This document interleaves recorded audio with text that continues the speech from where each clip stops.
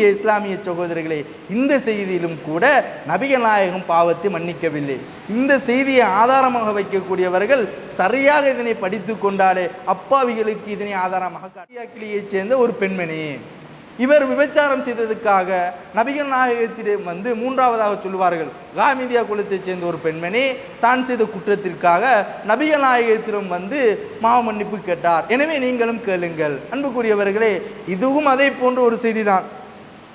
காமிதியா குலத்தைச் சேர்ந்த அந்த பெண்மணி நபிகள் நாயகத்திடம் யா ரசூலல்லாஹ் தஹீரினி, என்னை நீங்கள் என்ன செய்யுங்கள், தூய்மைப்படுத்துங்கள்.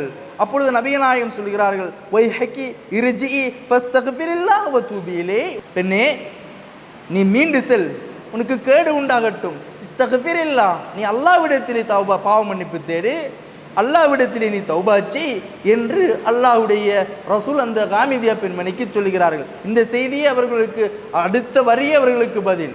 இஸ்திக்ஃபார் அல்லாஹ்வுக்குரியது.